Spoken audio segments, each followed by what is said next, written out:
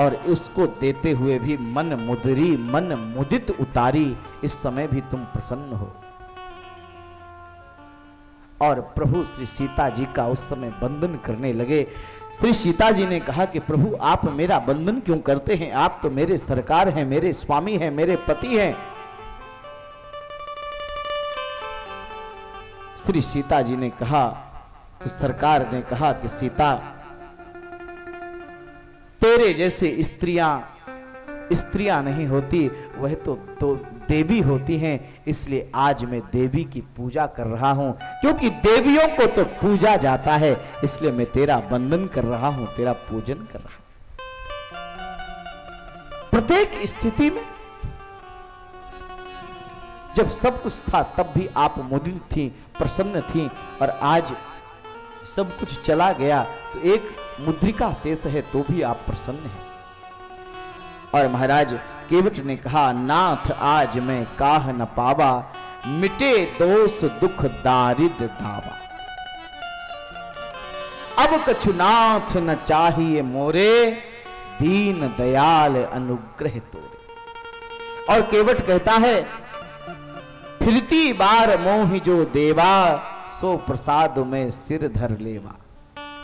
और कितना चतुर है, वादा करवा लिया कि प्रभु ऐसे तो आप आएंगे नहीं, लेकिन आप पर अगर मेरी उधारी रहेगी तो आप उस उधारी को चुकाने के लिए जरूर आएंगे, इसलिए लौट के जब यहीं से आओगे तब ले लूंगा, दोबारा दर्शन का फल प्राप्त करूंगा।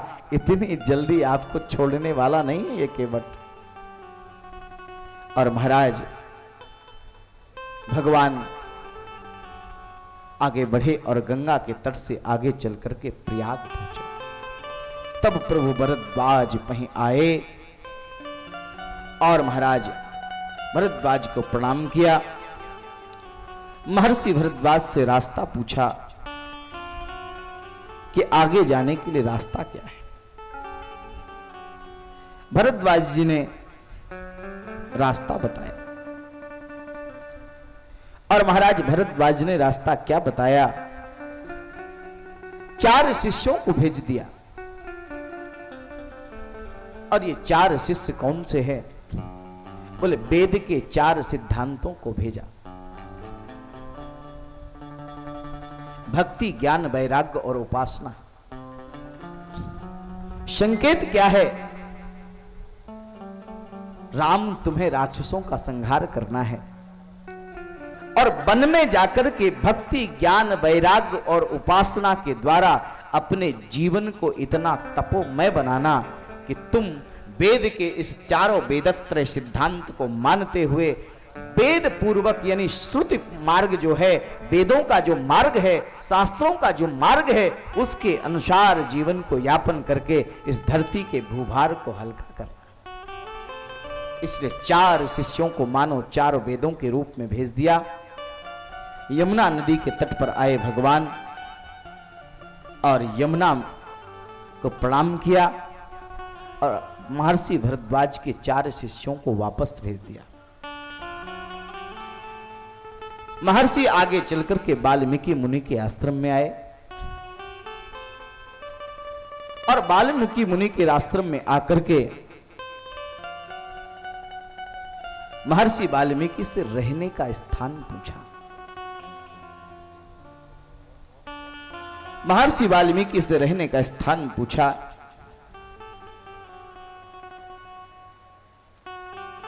और महाराज तुम त्रिकालदर्शी मुनि नाथा, विश्व बदर जिमि तुम्हारे हाथा, अस कह प्रभु सब कथा बखानी, जेहि जेहि भात दीन बनु रानी। अपना संपूर्ण वनवास वृतांत सुना दिया और कहा कि आप बताएं कि मैं कहां रहूं।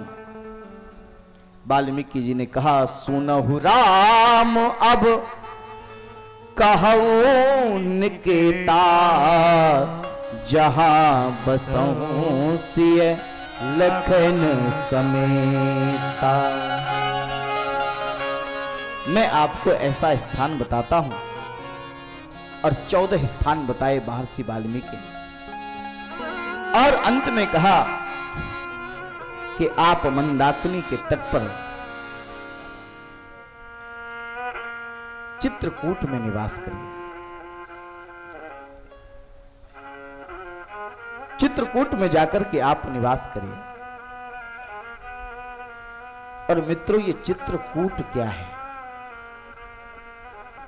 गोस्वामी जी और दोहावली में लिखते हैं, भव भुजंग तुलसी नकुल दसत ज्ञान हरिलेत, चित्रकूट एक औषधि चितवत होत सचे। पूज्य चरण गोस्वामी तुलसीदास जी महाराज लिखते हैं कि चित्रकूट तो एक औषधि है। फिर बोले भव भुजंग तुलसी नकुल, ये संसार की जो वासनाएं हैं ये सर्प है। भव भुजंग तुलसी, और नकुल कौन है? बोले नकुल डसत ज्ञान हरिलेत, ये मेरा मन ही न्यूले की तरह है। और मित्रों, आपने सुना होगा कि जब सांप न्यूले को काट लेता है तो न्यूला जल्दी से जंगल में भागता है और एक जड़ी बूटी सूंघ लेता है, जिससे सांप के जहर का प्रभाव नहीं पड़ता।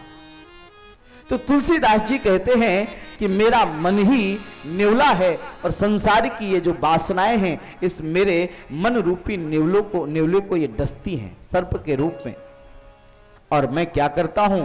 बोले फिर मैं चित्रकूट एक औषधि, मैं चित्रकूट रूपी तीर्थ के वास की औषधि अपने मन को सुलगाता हूं, तो चित्तवत होत सचेत, मेरा मन पुनः चैतन्य हो जाता है। वो चित्रकूट है। तो आपको चित्रकूट का परिचय मिल गया। और मैं मित्रों, ये तुलसी के मन की व्यथा नहीं, बल्कि ये सब तो आपके मन की व्यथा है। भव भुजंग तुलसी नकुल डसत ज्ञान हरिलेत, चित्रकूट एक औषधि चितवत होत सचे।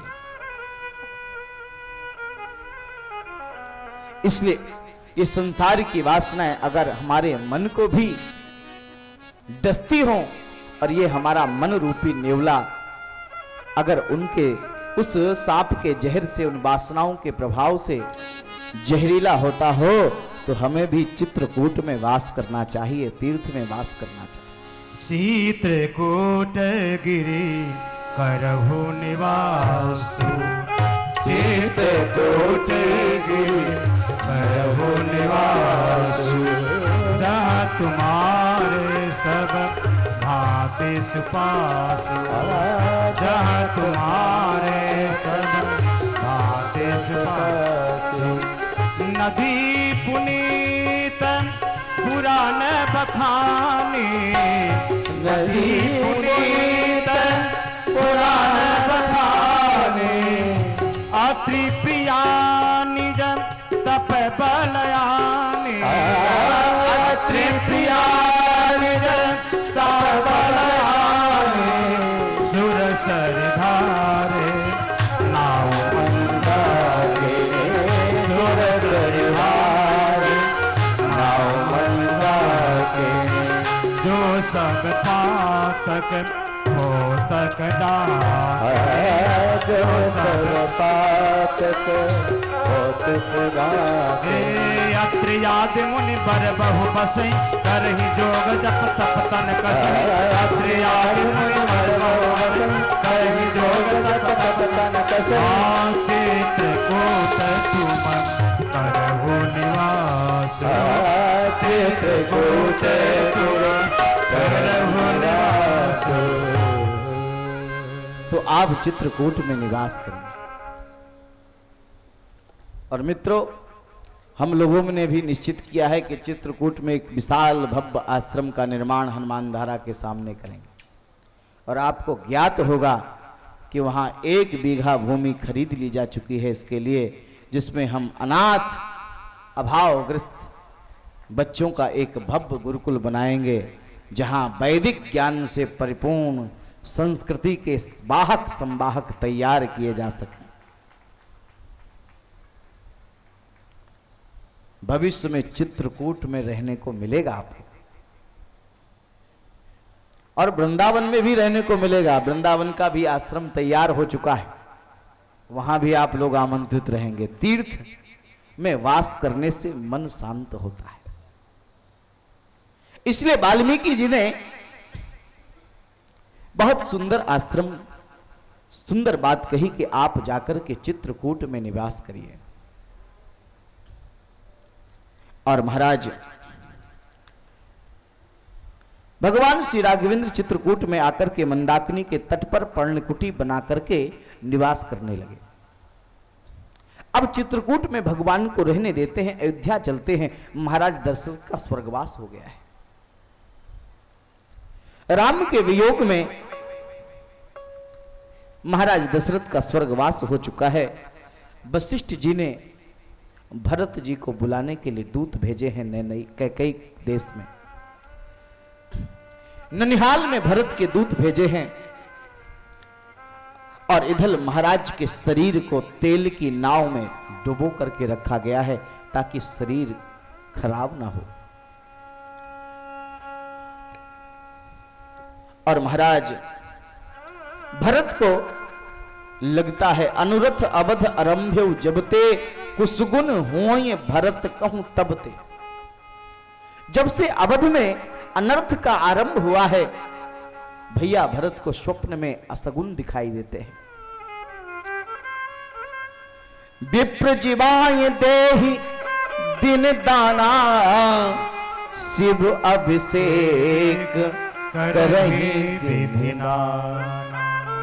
भगवान शिव का अभिषेक करते हैं, ब्राह्मणों को भोजन कराते हैं, और मांगहि हृदय महेश मनाई कुशल मात पित परिजन भाई। भगवान शिव से प्रार्थना करते हैं, भरत जी सब कुशल हो, माता पिता परिजन सबकी कुशलता की कामना करते हैं।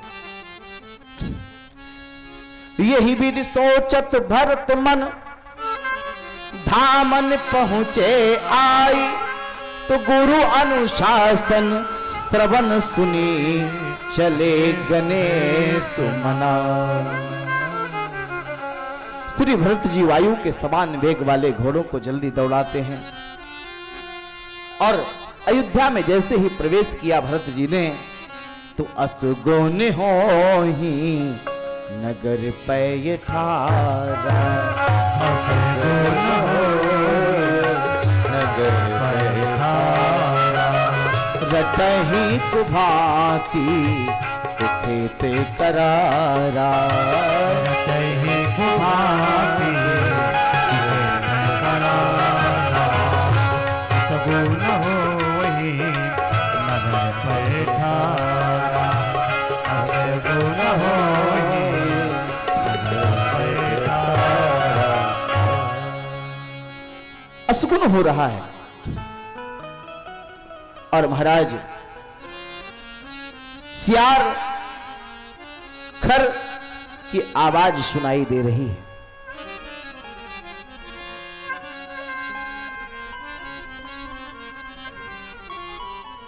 श्री भरत जी निकलते हैं, कैकेयी के भवन में पहुंचे। कहूं कहे तात कहां सब माता, कहां सिय लखन कहां सिय राम, लखन प्रिय भ्राता। पूछा, और विचार करिए, अगर भरत के मन में कुभाव होता तो कहां सिय राम लखन प्रिय भ्राता, राम जी का नाम सबसे पहले लिया। और महाराज कैकेयी कहने लगी, तात बात में सकल समारी, भय मंथरा सहाय बिचारी। बेटा मैंने सब कुछ संभाल लिया, बस एक बात बिगड़ गई। किसने बिगाड़ी? विधाता ने। कछु के काजी विधि बीच बिगाड़ो, कछु के काजी विधि बीच बिगाड़ी। भूपति सूरपति पूर पर उधारो, भूपति सूरपति पूर पर उधारो। तात ताती माँ तात पुकार, तात तात तात पुकारी। परे भूमि तल व्याकुल भारी, परे भूमि तल व्याकुल भारी। कछु के काजी विधि, कछु के कार्य विधि, कछु के कार्य विधि बीच बिगाड़ी। विधाता ने कुछ काज बीच में ही बिगाड़ दिया। ब्रह्मा जी ने कहा बताओ, हमारे माथे पे कलंक लगा रही है। बनाया इसने और बिगाड़ हमने दिया। बनाया इसने और बिगाड़ हमको दिया, हमने दिया, हमको बिगाड़ने के लिए कहती है।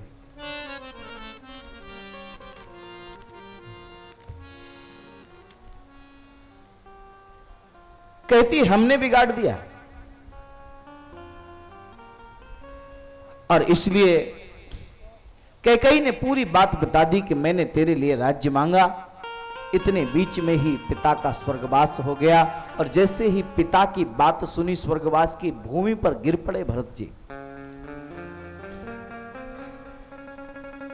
इसके बाद कैकेयी ने कहा कि मैंने राम को वन दे दिया।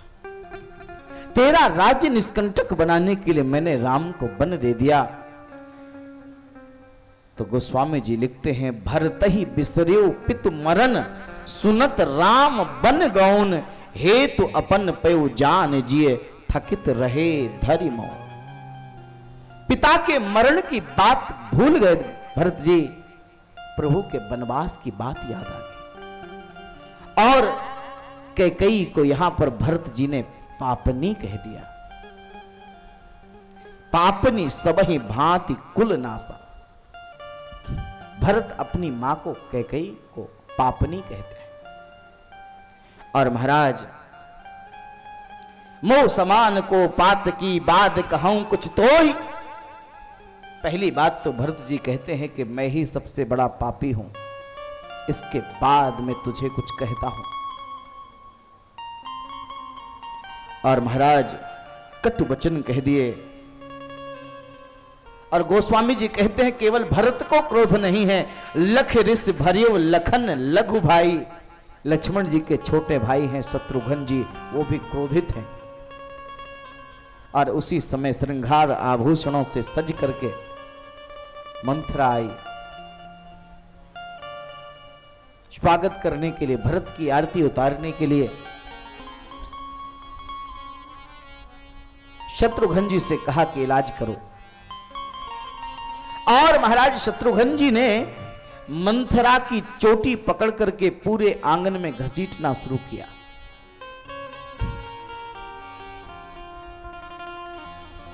लगे घसीटन धरी धरी छोटे, पूरे आंगन में घसीटना प्रारंभ किया। और जब घसीटना प्रारंभ किया तो मंथरा बोली, हमने बिगाड़ा ही क्या था? अरे विधाता, हमने बिगाड़ा ही क्या था जो हमको ये दंड मिल रहा है?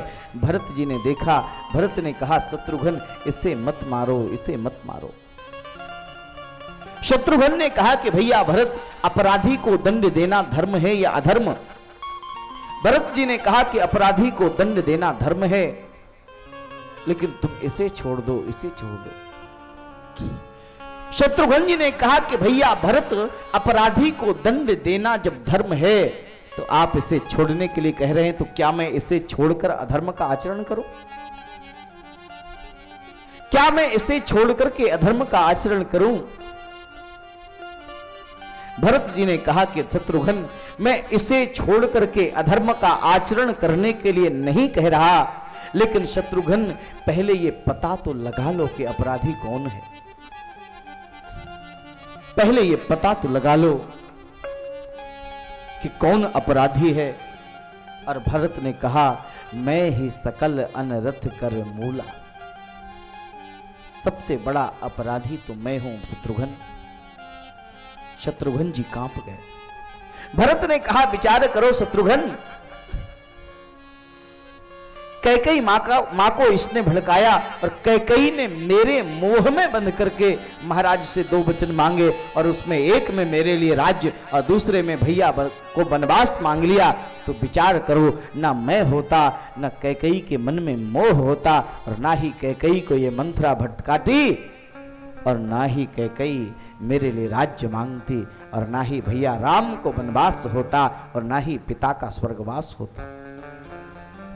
इसलिए अपराधी तो मैं हूं, मैं ही सकल अनर्थ कर मूला। यह संत की दृष्टि है। संत प्रत्येक घटना में अपने आप को ही दोषी मानता है। भरत जैसा संत कौन होगा? भरत दरस मेटा भव रोगु। भरत के दर्शन करने से ही भव रोग मिट जाता है, ऐसा गोस्वामी जी कहते हैं। और महाराज कैकेयी के भवन के बाद भरत कौशल्या के भवन में गए, देखा कौशल्या मूर्छित पड़ी है। माता कौशल्या की मूर्छा को शांत किया और भरत जी ने कहा कि मां, मेरी कोई सम्मत नहीं है प्रभु को वन भेजने में। भरत जी ने जब कौशल्या की म्लान मुखा ये विचित्र दशा देखी तो भरत का हृदय व्याकुल हो गया।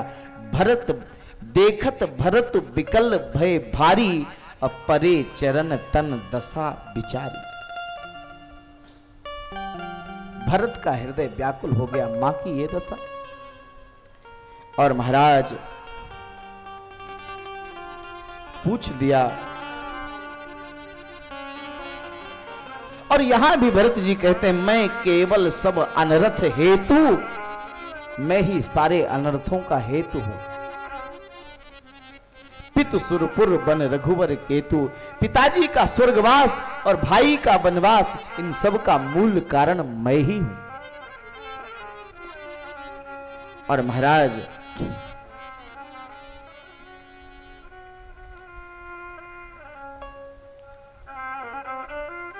भरत व्याकुल है।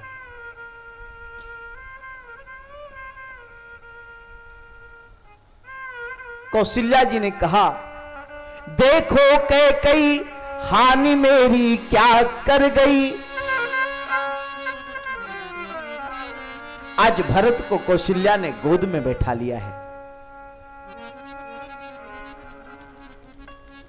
चित्रकूट के महान संत श्री विनीत जी महाराज अपने काव्य में लिखते हैं कि देखो कैकेयी हानि मेरी क्या कर गई, मेरी तो फिर से सोनी गोदी भर गई। आज भरत को गोद में बैठा लिया है कौशल्या। अगर मेरी गोदी सुन हो गई थी तो कैकेयी मेरा क्या बिगाड़ पाई। आज तो भरत मेरा पुत्र हो गया, मेरी गोदी में बैठ गया। माता भरत गोद बैठा रे, माता भरत गोद बैठा रे, आस पोछे मृदु वचन उतार, आस पोछे मृदु वचन उतार, अजहु बाछी बलि धीरज धरहूं, अजहु बाछी बलि धीरज धरहूं, उस समय जानी सुख परिहर, उस समय जानी सुख परिहर। माता भरत, माता भरत, माता भरत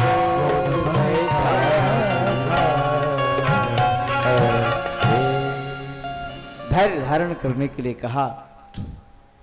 और महाराज भरत जी गुरुदेव वशिष्ठ के पास आए। भरत वशिष्ठ निकट बैठारे, नीति धर्म में वचन उचारे। और महाराज महर्षि वशिष्ठ ने कहा, सुनहु भरत भाभी प्रबल बिलख कहो मुनिनाथ, हानि लाभ जीवन मरण जस अपजस विधिहात। ये तो भावी था, ये तो पूर्व नियोजित था।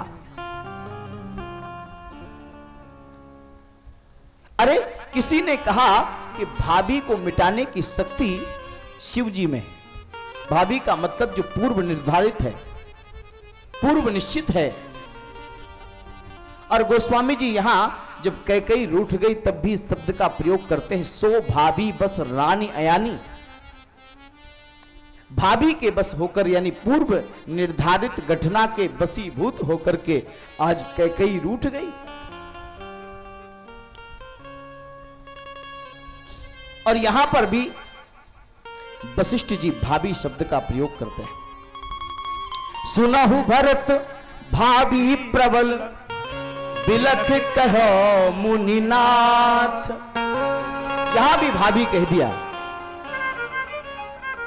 और विचार करिए रामचरितमानस में जब ब्राह्मणों ने राजा प्रताप भानु को श्राप दिया तब भी भाभी शब्द का प्रयोग किया। वहां भी गोस्वामी जी कहते हैं कि भाभी भवितव्यता के वशीभूत होकर के राजा को श्राप मिल गया। और विचार करो रहीम दास ने भी एक दोहा लिखा, जो रहीम भाभी कहूं होती अपने हाथ, तो राम न जाते हिरण संग सिया न रावण साथ। अगर देखिए यहां भी भाभी, तो भाभी का मतलब है ये घटना पूर्व निर्धारित है, पूर्व नियोजित है। तो किसी ने कहा भाभी मिटाने की ताकत तो एक ही में है। किसमें? भाभी मेट सके त्रिपुरारी। भगवान शिव इस भाभी को मिटा सकते हैं। किसी ने कहा कि भगवान अयोध्या में इतनी बड़ी भाभी हो रही है और भरत जी सर्वप्रथम जब ननिहाल से चलते हैं तो चलई महेश मनाए भगवान शिव का पूजन करते हैं। शिव अभिषेक करहि विधि नाना, फिर भी भगवान शिव आपने अयोध्या की भाभी को मिटाया क्यों नहीं? भगवान शिव ने कहा कि हम अपने घर की भाभी नहीं मिटा पाए तो अयोध्या की भाभी क्या मिटाए? अरे सती ने दक्ष के यहां जाकर के शरीर त्याग दिया तो हम उस भाभी को नहीं मिटा पाए, तो यहां इस भाभी को कैसे मिटा दें? तो क्या आपने झूठा प्रचार करवा रखा है कि आप भाभी मिटाते हैं?